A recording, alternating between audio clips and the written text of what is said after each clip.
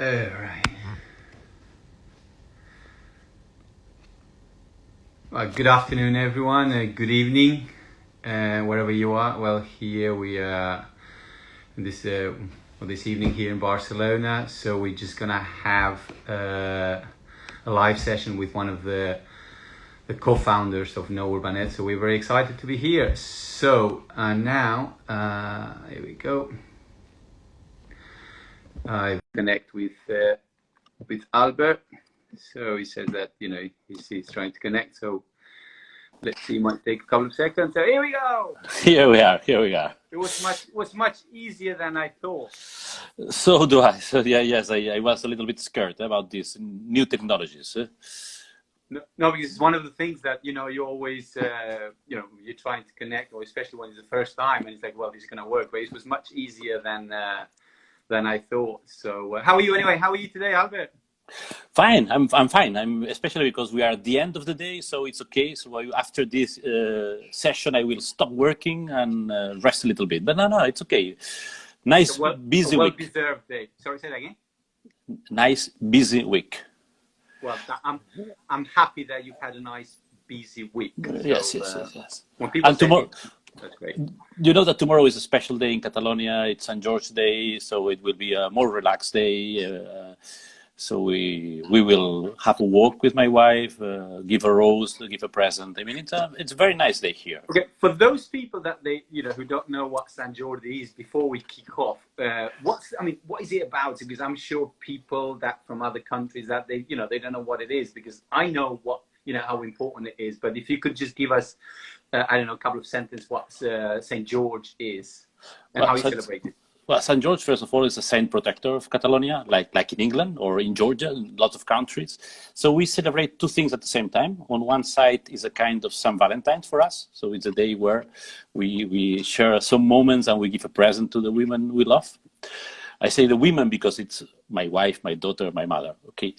And then it's also the day of the death of both Shakespeare and Cervantes, which means that it's International Day of Books. So the tradition here is that after work in the afternoon, you go to have a walk with your family, you buy books, you see the bookshops are in the streets, so outside, and that's a nice thing of the Mediterranean. So we share this culture and love day together. I think it's a very nice day. Anyone who has never seen it, I think it's, I assume that you agree with me. It's a nice tradition. Agree. For me, it's one of the best days, I have to say, because when I first moved to Barcelona, it was in April 2009, and it was I remember that day. It was like, wow, books, everywhere, people buying roses and people trying to explain the tradition. So it's a shame that we cannot celebrate it like it should be, but because this year it will be better than last year, because at least with distance, with masks, but I think that it will be better. We will be able to somehow to make it more or less normal. Beautiful. I'm sure it will. So happy Sant Jordi. Thank you. And if that's okay with you, let's kick off. And honestly, I'm really excited to be here with you because I know you a little bit and what you do and everything, but I think would be very useful for the community and everything to know who Albert is and what you do. And I'm sure, there's so much value that you can add. Well, guys, welcome to this session with Super Albert, I like to call it. So, and I'm really excited to be here. So, Albert is one of the co-founders of No Urbanet, and then he does so many other things as well. But I'm gonna pass it over to him so he can tell us more in detail what he does, because I'm sure he will be more powerful and would add much more value if he does it. So, Albert, one of the first questions is just tell us a little bit about yourself. Who is Albert? What do you do, and what you stand for? Just give us an insight. Okay, if I can, when my daughter was much younger than now, she was always saying, well, my father's job is to travel. Okay, and that's because I have been working as an expert for the European Commission for 25 years, which means that I have been traveling all around the European Union and beyond, which is even more interesting. So I am working now for the European Commission, basically in Eastern Europe, Middle East, and Northern Africa, on top of the European Union. So I mean, it's this work on how we can cooperate with other countries, with people from other culture, other language, other religions. I mean that this has been a very, very exciting opportunity in my life. So basically, this is my main job, working as an expert on the management of the European funds. And then a second part of my work during all these years has been to support especially local authorities and local and regional authorities in getting also money. So my business is, okay, how can you get money? How can you manage the money? And how can we do a good use of this money? I think that's the issue, and it is still a very, very exciting and challenging work. Beautiful. Well, thank you very much. I'm sure we'll come back to that, you know, what you do with the European Commission and how to get money from the European Commission and what to do with that money that, you know, they have. And people, you know, many people say, you know, why do they give money away? Where does it go, etc., etc. We'll come back to that later on. Because I know you have some a couple of stories to share with us and what you do. And I'm really excited to hear the stories and share them with the community. But before we kick off, before we get back, we get to those things, I would like to ask you a little bit, you know, Urbanet, you know, the foundation that was created a few years ago. And for those people that don't know what this foundation is, I would like to ask you a question of, well, how did it start? Where did the idea come from? And then what we trying to achieve or to get from this? And so I'll have some more questions, but if you could give us an insight, it would be great. Okay, so I would say Urbanet was born in a Mediterranean style. So it was born in a bar. Huh? Okay, in a terrace of a bar in Barcelona, a very classical bar around the beer. And sharing somehow the experience with people that I knew. We were 3 persons there, and we thought, why don't we do something about our cities, about smart cities, in the sense that there was a lot of talk about smart cities. There was a moment where somehow the concept was devaluated. It was not very clear. There were big companies trying to sell their products and not really focusing on the important things on smart cities. And so we started to talk about this. Of course, the first decision we took was to meet again in the same bar some weeks later, of course. But little by little, the idea was more mature. We started to talk with other experts that were around this concept of smart cities. And that's how it was born. Whoever we talked with said, oh, that's a good idea. So why don't we really, let's say, foster this idea? We can try to find other people. Because at the end, one of the problems that we find is that all of us, we work on a very, let's say, in a narrow field of action. We have our niche of activities, and we work there, and that's all. And we know little about the others. So, but city is too complex to be managed by one field of knowledge. And then that's why we thought, why don't we put together? Why don't we put this pool of expertise, this well of expertise of all the people, and we can do something better, and we can focus especially. And I think that the main, I like the idea of Urbanet because let's say our philosophy is that at the center of smart cities, there are the persons are in the center, the people is in the center of smart cities. So that's the most important thing. Whatever we do, it doesn't matter. It can be technological, not technological, but at the end, the most important thing is that at the center, there's the people. And that's why it was born, and little by little, we started to formalize the idea, to get new people, and here we are at this moment. No, beautiful. I mean, the bar, I mean, I have to be, I haven't heard that, you know, the first time I hear the story of the bar. If I could ask, where is the bar? Well, the bar is near Diagonal. It's one of the main streets in Barcelona. Okay. Well, sorry? I think I've been there a couple of times. Yes, it's a very old bar, which I like a lot. So it's not and it has a table to play billiard. I don't know how you say it in English. The pool. pool, okay, and I don't know, it's a kind of tradition. So we were meeting there, and it was a kind of our meeting place for some time. Sure. You can understand someone who's always traveling, as my daughter says. Well, you can. My meeting place, my office is any bar, plane, waiting room of an airport or wherever, hotel room. So I mean, you adapt to whatever. Beautiful. Well, thank you very much. I think when I was approached to be part of this the association or foundation as well, I was very excited as well. Now, could you tell us what the No Urbanet? No, so Yes. what's the objective of No Urbanet? Now, when you said to bring people, like-minded people, experts, and that they share the same values. And now, what is No Urbanet trying to achieve? Okay, so I think that what we are trying to achieve is, first of all, to get knowledge. Okay, so the idea is that the knowledge is somehow in many places with many people, but as I was saying, very, very narrow fields of action. So let's put the knowledge together, because when you create this network of expertise, then you can grow in knowledge. I mean, you can learn from each other, you can integrate things, you can provide another approach to how cities should be managed. There was, let me tell you just an anecdote of one of our first events. It was a very important event for us. It was the first time we were more than 5 persons at the beginning, and there was someone who was an expert in a certain field. And the first question when we made these first events was, okay, what do you think about smart cities? What is a smart city? How would you translate the concept in your own language?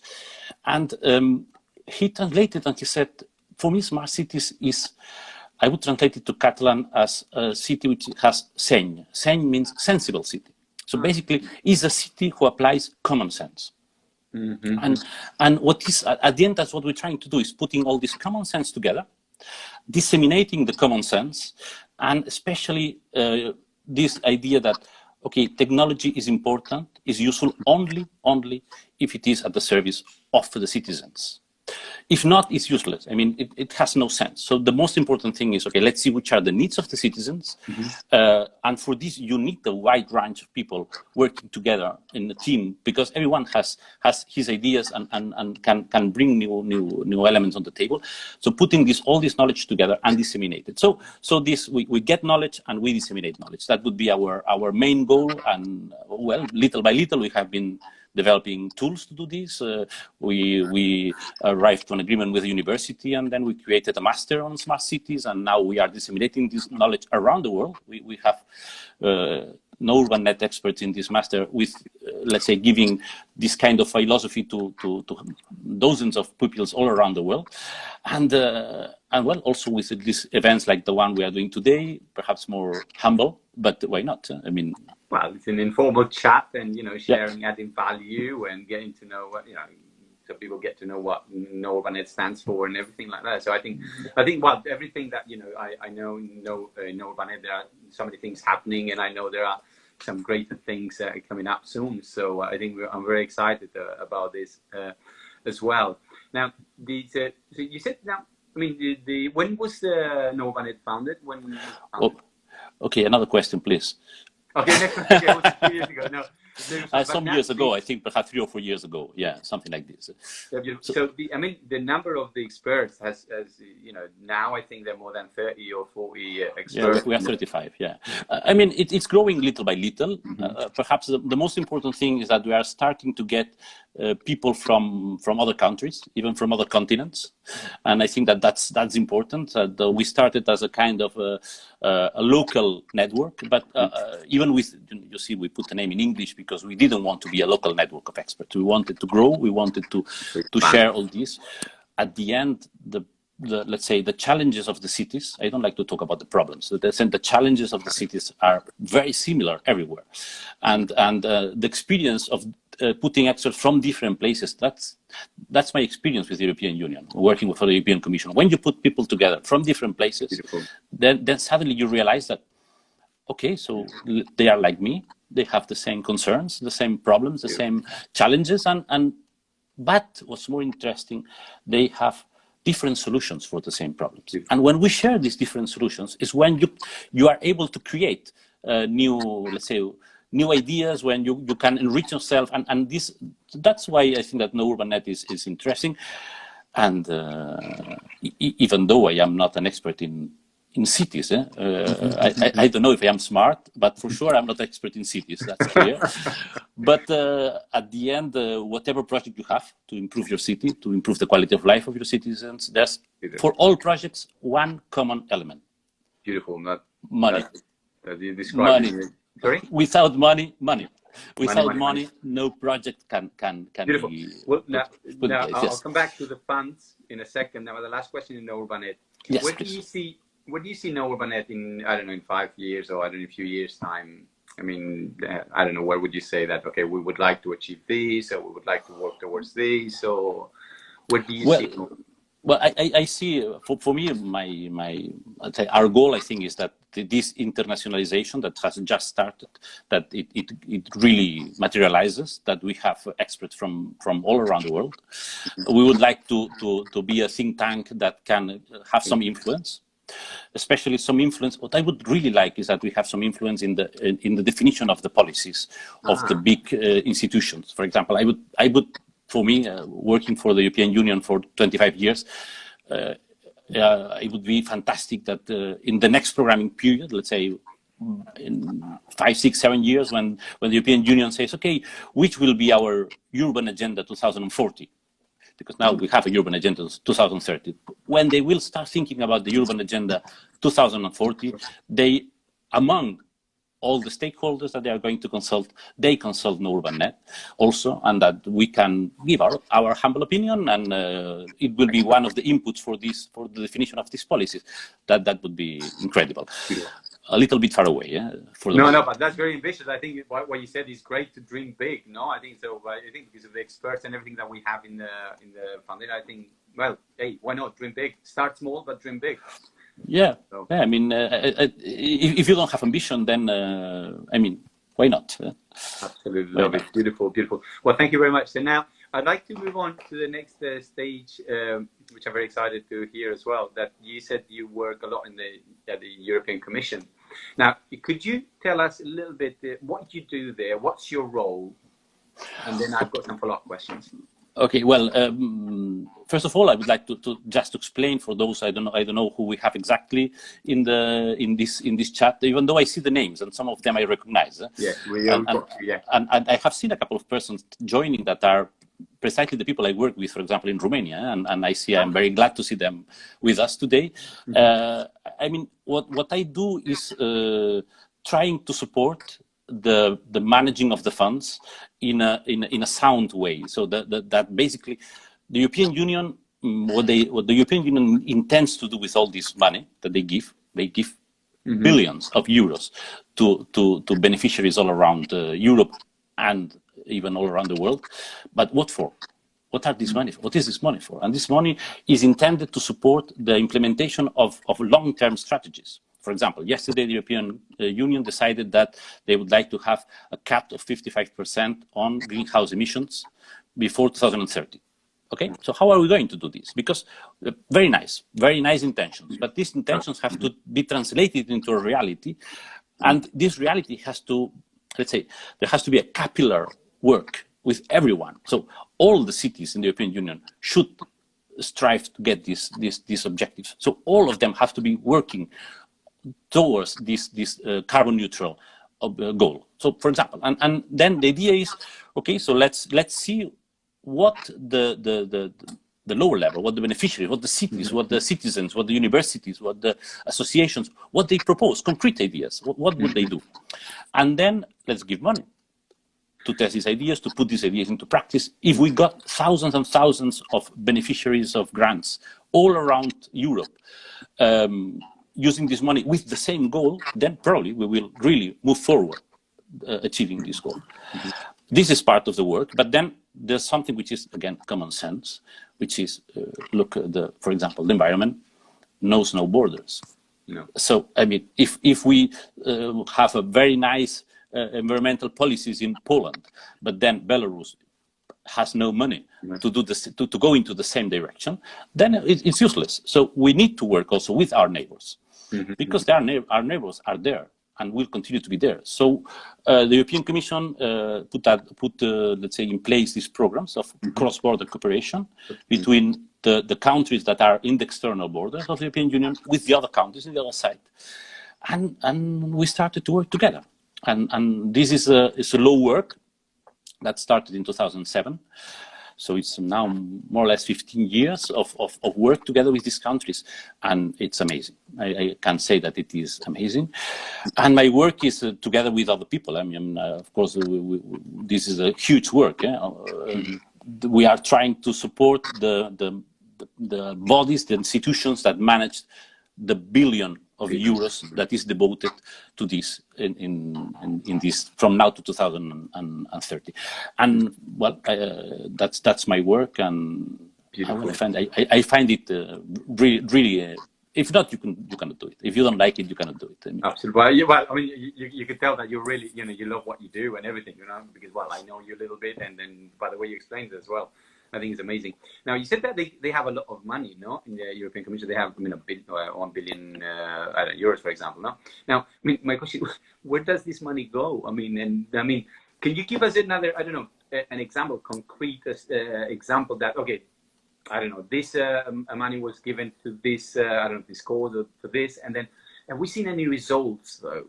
Yeah, well, this is always the most difficult, because, of course, when you give money to someone with an innovative idea, you are taking a risk. So it may happen that they succeed or that they not. But of course, if you don't take the risk, for sure you fail. Yeah? So I will give you just one example that I think it's because we are talking about smart cities and we are in the Mediterranean. I will give you an example of a project which is called SMEs for Smart Cities. Okay, which is a project which is led by the Business Innovation Center of Murcia, which is a region in Spain.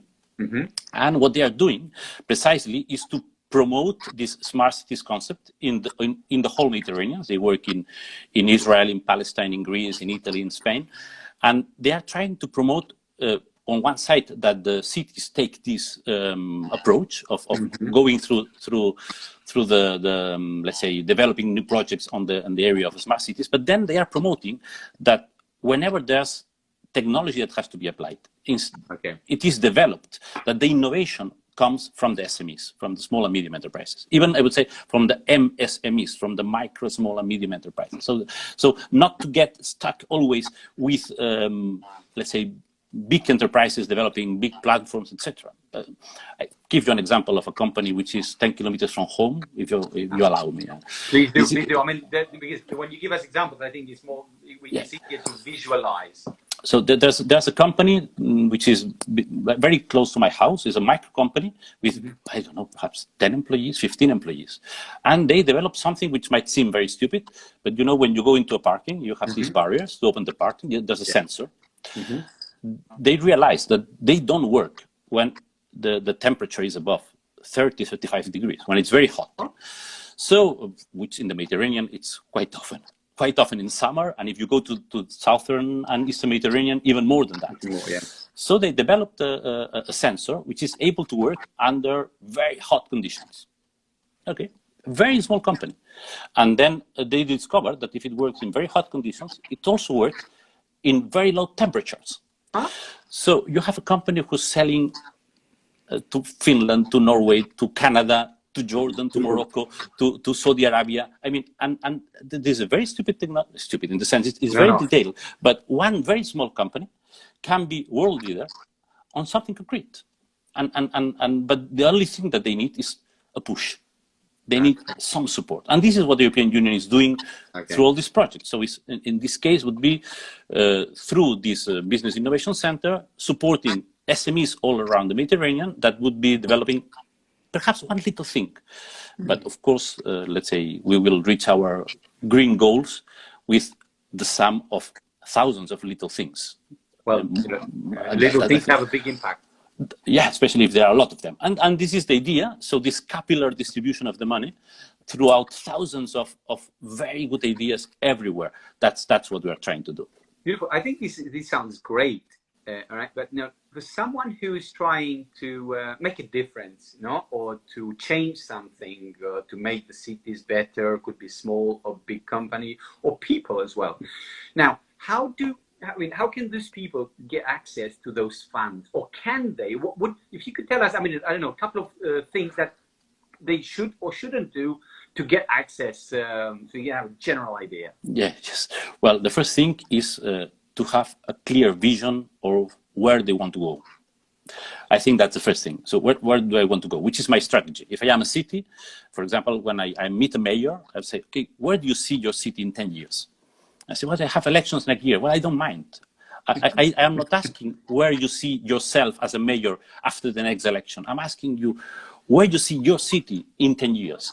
And if it is a small company, it's the same, which are your ambitions as a company. So where you want to be. It doesn't matter if you are big or small. If you are Barcelona or if you are a small municipality of 4,000 inhabitants. I have seen wonderful projects financed by the European Union in very small towns and villages, and also wonderful projects by big cities. I mean, it can reach anyone. So you have, first of all, you need a vision, patience, not be in a hurry. Don't be in a hurry, never. Okay. You have to invest time, money. You have to invest in knowledge. You have to invest, and that's, again, we go back to no urban net. So you have to invest in knowledge, and that's what we want to give, knowledge. You have to invest in understanding the methodology of the European Union, how it works, how the projects, the different sources of funding, how you can get them. If you have all these, then I would say you will probably get some money. But for sure, what you need is this vision, good projects, good ideas, and a lot of how to say, enthusiasm. And I think that the fantastic thing of working with all these people all around is that when you go there, all of them, they have the best project in the world. Wow. There's full of enthusiasm with the people. Then, of course, the reality sometimes is hard, and the projects are difficult to manage, and it's not everything is Wonderland. But what I always see in the project beneficiaries, the people who get the money from the European Commission, is a huge enthusiasm for their idea. And that's what motivates the people that are working around this, and this experience of going there and sharing with them this well, it's fantastic, and that's more than the technicalities. I work on a lot of on very technical things, but at the end, it's like the little technology. So the technicalities on the management of your funds, they have sense only if the final goal are the persons, if the final goal are improving the quality of living of the people. And I think that's why I work on this. That's the reality. Well, I think that's very inspiring what you say, no? And then you give us some things that we need to have, vision, patience, and obviously we need to invest time and money, no, and what we want to achieve, and then all this to improve the lives of other people, no? Now, what are some, because in order to improve the lives of other people, the cities, what are some of the, I don't know, couple of challenges or some of the challenges that we face, or that is preventing us from, I don't know, making this reality? Well, I think that one for me, one personal experience that I get from all this is that the first thing that falls down when you start working in European projects is all the stupid national topics. Yeah, bureaucracy. Okay, no, not the bureaucracy. The Germans are like this. The Spanish are like that. Come on, the Tunisians are like that. Oh, the Muslims. It's incredible. You can see incredible things when you work together with the people. And I remember once. Let me tell you another anecdote. I was in a seminar in Tallinn, in Estonia, and I was having lunch with one of the officers of the European Commission, and he said, "Look, I'm a little bit puzzled, because during the coffee break, the Greek national representative, together with the Turkish national representative and the Armenian national representative, came to me to propose me something." And he said, but they were so happy together. They had one idea, the three of them, and they came to me because they wanted us to promote this. And I said, but they are the Greek, the Turkish, and the Armenian. And I said, okay, if you turn around and you look who's having lunch in the table behind you, you will see them. They are good friends. After 10 years working together, all these, let's say, stupid politics at high level, they fall down, and they see that they can do something for their citizens in their country. And why not? Turkey, Armenia, and Greece going together to do something. I mean, this is one of the very, very nice things. And if we can overcome all these, let's say, border and national divisions, stereotypes or whatever, yeah, then things would go much better. And all this is not in the media. No. You know, you don't see in the media. Let me just one another anecdote. I talk a lot. Please, you please, stop please, me. because You stop I think the personal experiences are the best. You know, they are the best. They are the best. I was in a training with Tunisian people, and from outside the European Union. Okay, they don't fully understand the concept. Even when our government is called European Commission, the people say, what kind of commission? I mean, it's difficult to understand from abroad. And he asked me, okay, but all this, what for? And I answered him, I have a very clear idea on this. I said, look, for me, the first very important thing is that the countries inside the European Union have lived the longest peace period since the fall of the Roman Empire. And this is very fast to say. Okay, so never in Europe we had such a long period of peace and prosperity. So, okay, you can criticize whatever, the system is not perfect. Of course, there are a lot of rooms for improvement, but just for this, it is worth.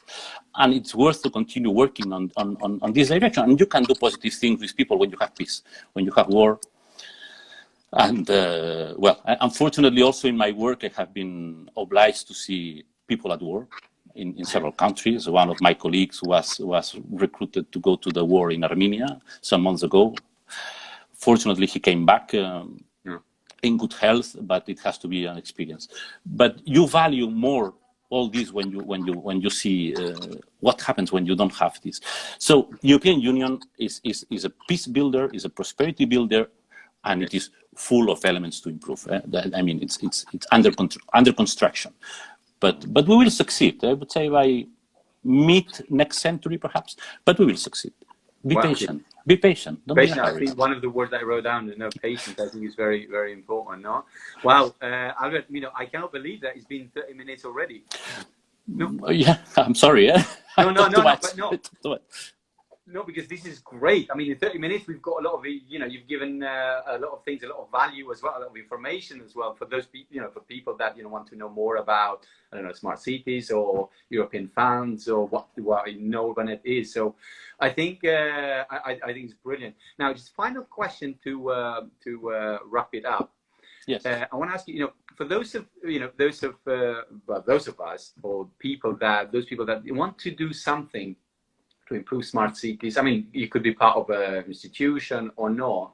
What would be your final message to people to make this world better? As someone that you have a lot of expertise, and what would you say? I would say, please go out of your comfort zone. Open the windows. Let fresh air come in. Go abroad, if possible. Exchange ideas with other people. And go out of, okay, we do this in this way because we always did it like this. No, we can do it differently. And at the end, I can assure you, I don't know if you will take a new technology or more energy efficient buildings or whatever, but the most important thing that they will get out of this is their personal experience. And frankly speaking, I would say that this is the best. And then, of course, we will get better buildings, better mobility, better whatever, better waste collection. I mean, and it's a pity we'll have no more time. I would tell you a very nice project on waste collection in Palestine, Israel, Spain, Italy. It's the second time I'm mentioning a project with Israel and Palestine. So again, let's do one thing. Let's keep this. I mean, because I'm really excited maybe for another talk. Okay, maybe another time. But I'm glad that you that we had this short interview, or not so short because it's half an hour. But yes, please, I would encourage the people to move, to open windows, to go to other places, to open minds. Let's say open minds perhaps is the best way to have smart cities. Beautiful. Well, Albert, I mean, I just want to say thank you. So we talked about, you told us what No Urbanet stands for and how it started, which is great. It's a great story. And where we well. go, and where we go. I know that we have the president of No Urban Net looking at us, and the poor guy is now thinking, "Oh my God, Albert put me in a problem." Yes. No, I'm sure. No, they're really happy with your input and everything. And you know, we are really lucky, you know, to have you part of this foundation as well. I think, and you know, your value, your expertise, I think is you know, second to none, really. So we really appreciate it. And we talked about you know, what you do, European Commission, and some of the exciting projects that you are part of. And there is, as you say, there is money there. We just need to get out of our comfort zone, and try things. That's it. So I think you said it all. So I'm you know, thanks very much for, you know, for being here, and it was great having you here. And for those of you who joined us here in this session, thank you for hanging around, and please stay tuned, because I'm sure there will be other sessions in the coming weeks, months, and years from No Urbanet. It's not the last one that you're gonna hear from us. So thank you very much, guys. Thank you very much. Have a wonderful day. Thank you. Bye bye. Goodbye. Bye.